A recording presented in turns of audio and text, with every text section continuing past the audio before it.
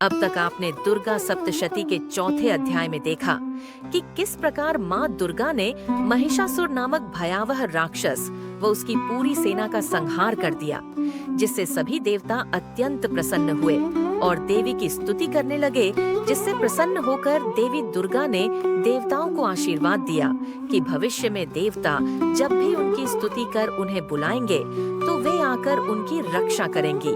अब आगे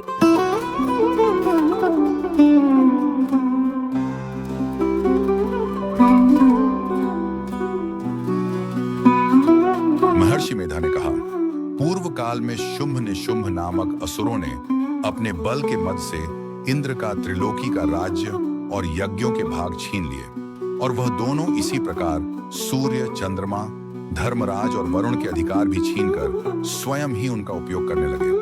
वायु और अग्नि का कार्य भी वही करने लगे, और इसके पश्चात उन्होंने जिन देवताओं का राज्य छीना था उनको अपने अपने स्थान से निकाल दिया।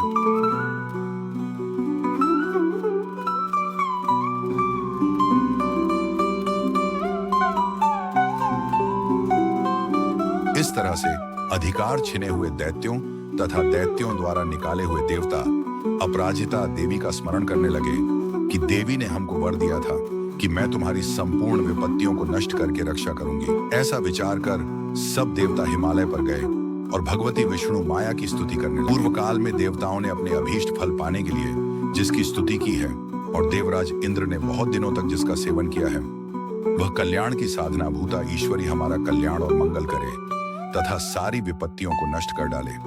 असुरों के सताए हुए हम संपूर्ण देवता उस परमेश्वरी को इस समय नमस्कार करते हैं तथा जो भक्ति पूर्वक स्मरण किए जाने पर तुरंत ही सब विपत्तियों को नष्ट कर देती है, वह जगदम्बा इस समय भी हमारा मंगल करके हमारी समस्त विपत्तियों को दूर करे।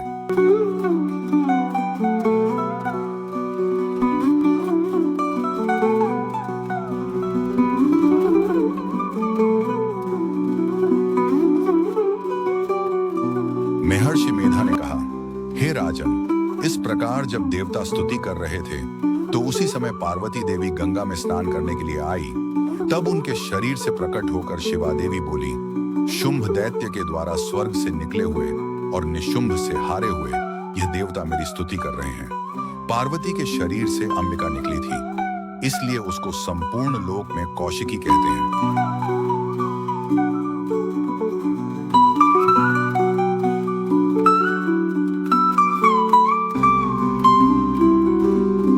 कौशिकी के प्रकट होने के पश्चात पार्वती देवी के शरीर का रंग काला हो गया और वह हिमालय पर रहने वाली कालिका देवी के नाम से प्रसिद्ध हुई।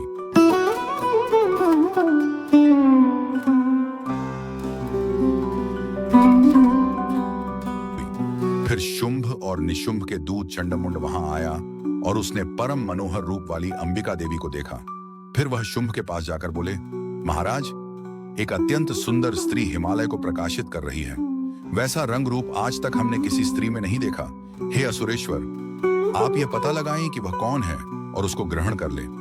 वह स्त्री स्त्रियों में रत्न है, वह अपनी कांति से दसों दिशाओं को प्रकाशित करती हुई वहां स्थित है, इसलिए आपका उसको देखना उचित है।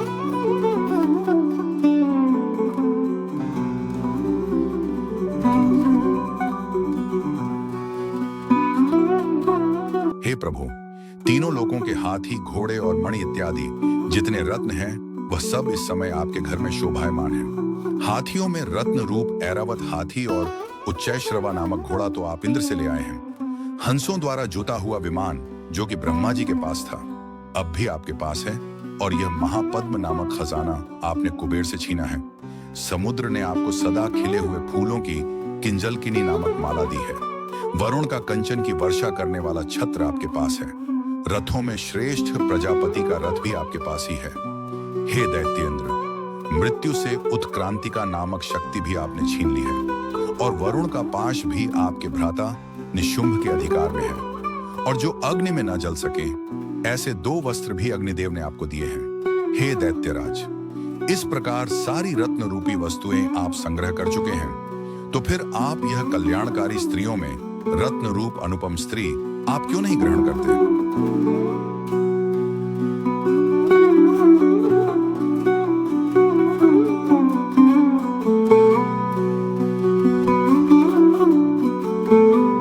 महर्षि मेधा बोले। छंड मुंड का यह वचन सुनकर शुंभ ने विचारा कि सुग्रीव को अपना दूत बनाकर देवी के पास भेजा जाए। प्रथम उसको सब कुछ समझा दिया और कहा कि वहां जाकर तुम उसको अच्छी तरह से समझाना और यह उपाय करना जिससे वह प्रसन्न होकर तुरंत मेरे पास चली आए। भली प्रकार समझाकर कहना। दूत सुग्रीव पर्वत के उस रमणीय भाग में पहुंचा जहां देवी रहती थी। दूत ने कहा, हे देवी, दैत्यों का राजा शुंभ जो इस समय तीनों लोगों का स्वामी है, मैं उसका दूत हूं और यहाँ तुम्हारे पास आया हूं। संपूर्ण देवता उसकी आज्ञा एक स्वर से मानते हैं। अब जो कुछ उसने कहला भेजा है वह सुनो। उसने कहा है, इस समय संपूर्ण त्रिलोकी मेरे वश में है और संपूर्ण यज्ञों के भाग को पृथक पृथक मैं ही लेता हूं और तीनों लोकों में जितने श्रेष्ठ रत्न हैं वह सब मेरे पास हैं। देवराज इंद्र का वाहन ऐरावत मेरे पास है जो मैंने छीन लिया है। उच्च श्रवा नामक घोड़ा जो क्षीर सागर मंथन करने से प्रकट हुआ था उसे देवताओं ने मुझे समर्पित किया है।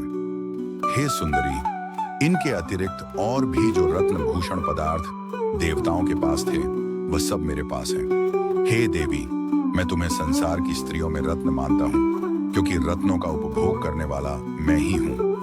हे चंचल कटाओं वाली सुंदरी, अब यह मैं तुझ पर छोड़ता हूं कि तू मेरे या मेरे भाई महापराक्रमी निशुंभ की सेवा में आ जाए। यदि तू मुझे वरेगी तो तुझे अतुल महान ऐश्वर्य की प्राप्ति होगी, अतः तुम अपनी बुद्धि से यह विचार कर मेरे पास चली आओ। महर्षि मेधा ने कहा। दूत के ऐसा कहने पर संपूर्ण जगत का कल्याण करने वाली भगवती दुर्गा मन ही मन मुस्कुराई और इस प्रकार कहने लगी। देवी ने कहा, हे दूत, तू जो कुछ कह रहा है वह सत्य है और इसमें किंचित मात्र भी झूठ नहीं है। शुंभ इस समय तीनों लोकों का स्वामी है और निशुंभ भी उसी की तरह पराक्रमी है, किंतु इसके संबंध में मैं जो प्रतिज्ञा कर चुकी हूं उसे मैं कैसे झुठला सकती हूं। अतः तू, मैंने जो प्रतिज्ञा की है उसे सुन।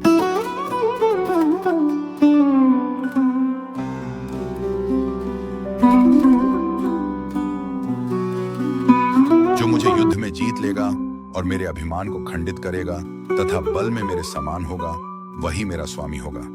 इसलिए शुंभ अथवा निशुंभ यहाँ आवे और युद्ध में जीतकर मुझसे विवाह कर ले। इसमें भला देर की क्या आवश्यकता है।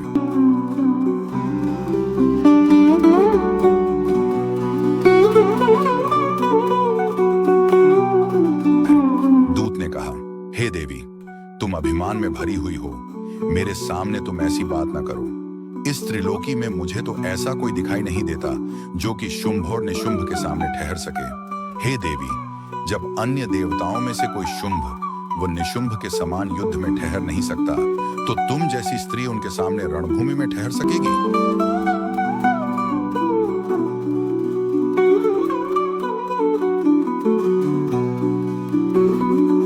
जिन शुंभ आदि असुरों के सामने इंद्र आदि देवता नहीं ठहर सके तो फिर तुम अकेली स्त्री उनके सामने कैसे ठहर सकेगी। अतः तुम मेरा कहना मानकर उनके पास चली जाओ, नहीं तो जब वह तुम्हें केश पकड़कर घसीटते हुए ले जाएंगे तो तुम्हारा गौरव नष्ट हो जाएगा। इसलिए मेरी बात मान लो।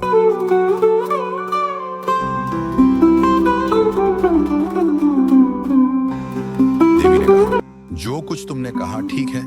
शुंभ और निशुंभ बड़े बलवान हैं, लेकिन मैं क्या कर सकती हूँ क्योंकि मैं बिना विचारे प्रतिज्ञा कर चुकी हूँ। इसलिए तुम जाओ और मैंने जो कुछ भी कहा है वह सब आदरपूर्वक असुरेंद्र से कह दो। इसके पश्चात जो वह उचित समझे करें। आगे की कथा सुनने के लिए सब्सक्राइब करें दृश्य 365। अगर वीडियो पसंद आए तो लाइक और शेयर जरूर करें। कमेंट बॉक्स में जय माता दी लिखना न भूलें।